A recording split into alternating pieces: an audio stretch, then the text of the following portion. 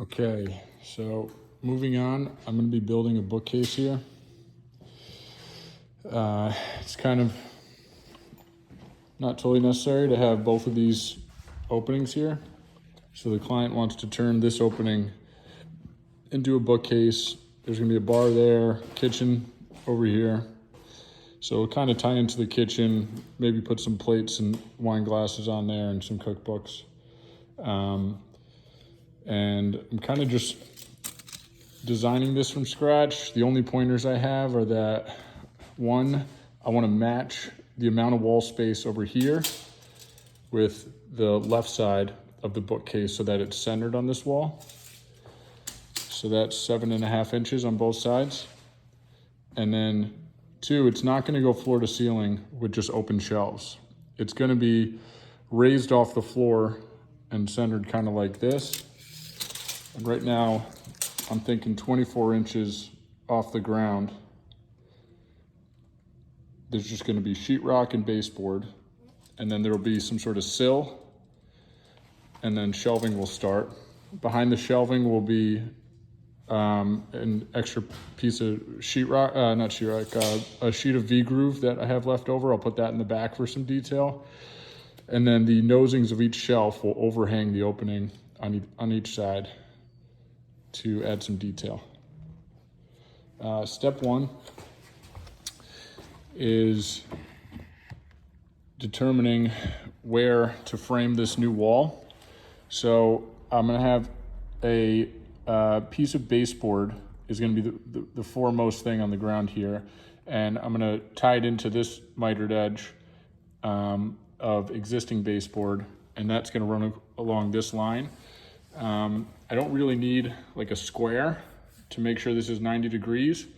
It's better to just follow the flooring because that's what'll stick out and look awkward if I'm not following the flooring.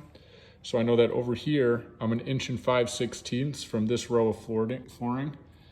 And so I just matched that on this side and marked it with my pencil. So that'll be the front of the baseboard. The baseboard's 3/4 of an inch thick.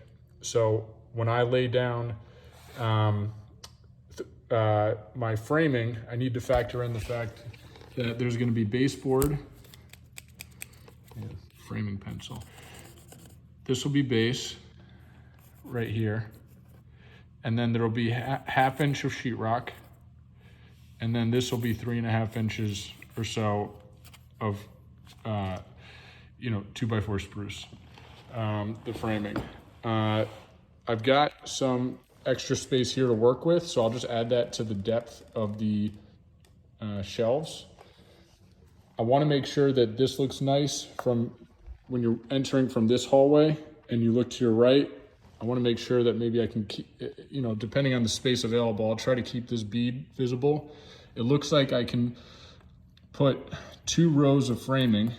So a 2x4, a 2x4, another 1/2 inch sheet of sheetrock, and that will die in just inside of this bead. So this will be the new wall from the other side going across, and it'll just be a white painted sheetrock wall. Inside here we'll have double framing up 24 inches, and then we'll have, about 7 inches to work with for the open shelves. Let's get some progress done. I'll check back in. Quick note on why this wall is opened up and first steps with framing. We added an ice maker on the other side of this wall that's going to go in this bar here.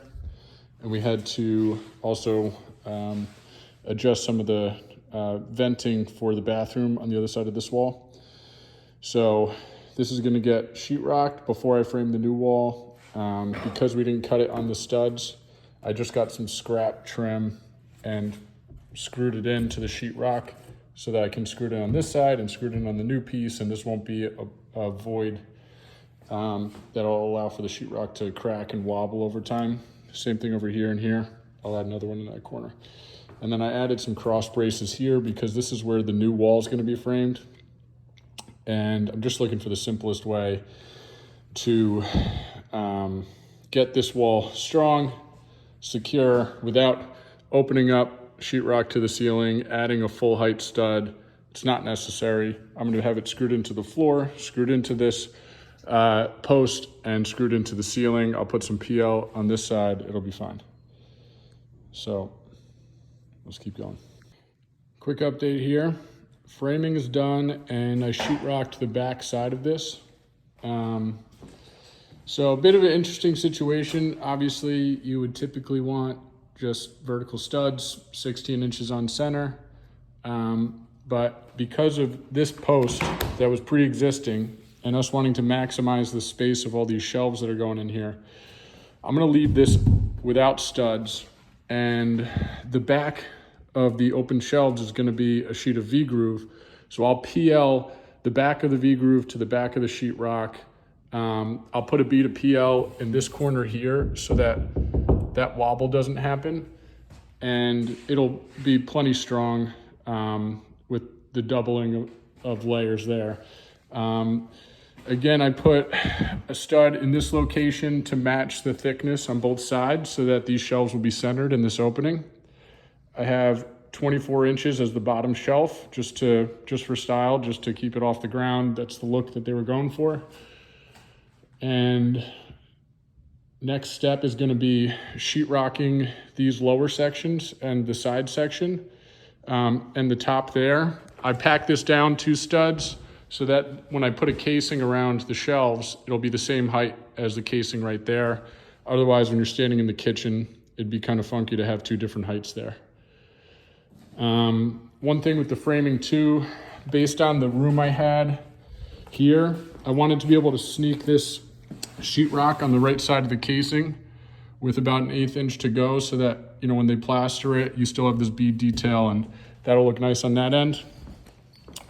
So mainly because I had only 2x4s on site, I did 1 row of 2x4 framing here, and then I ripped this second framing row down to 2.5 inches to get that thickness right.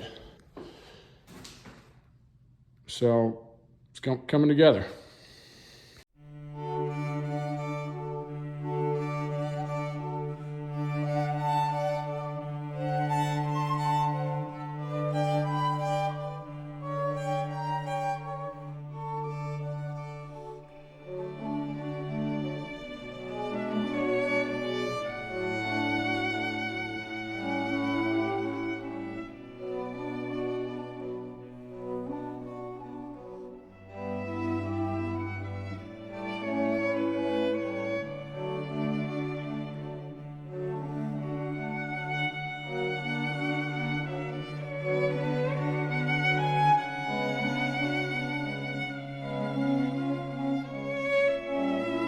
And one other thing to mention is the reveal here. Typically, you would set the casing back 1/4 of an inch to have a reveal, add a little detail.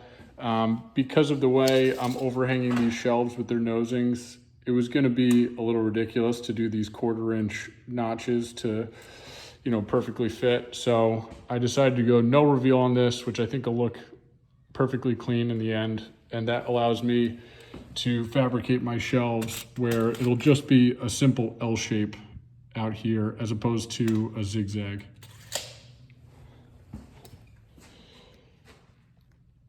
Okay, so on to fabricating the shelves.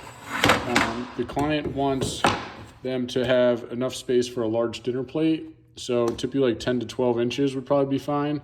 But because the height is 66 inches, the best way to work it out was, you know, finding the most reasonable size that divided evenly gives you that space for the large dinner plates, which ended up being 4 shelves with 5 spaces in between.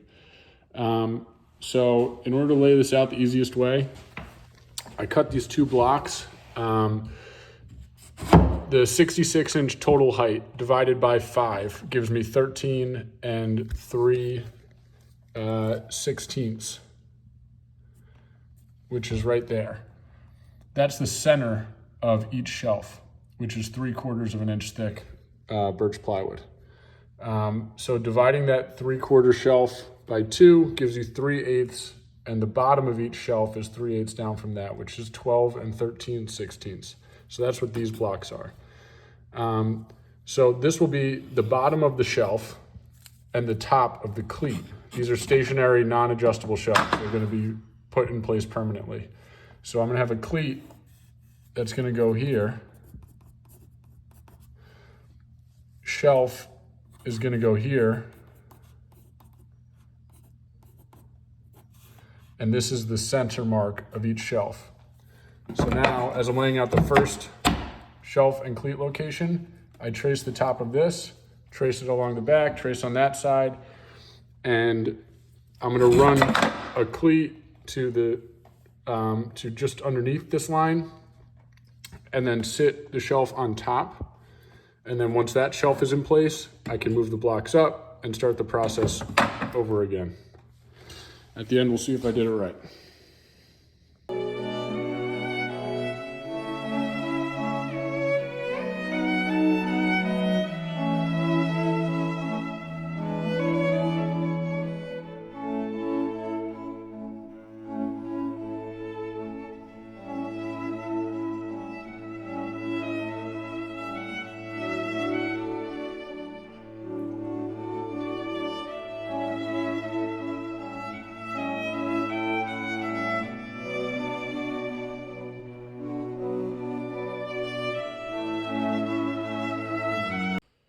So that last part was just putting on the nosings, and I ended up going an inch depth and kept the 3/4 thickness. This is just like scraps from some 1x poplar that I had, kind of mimicking the overhang of the sill, but a little smaller scale. And yeah, pretty pumped. Can't wait for this sheetrock to be plastered and painted and everything look finished. The client has some good taste in colors, so I'm sure he'll come up with something great. And on to the next.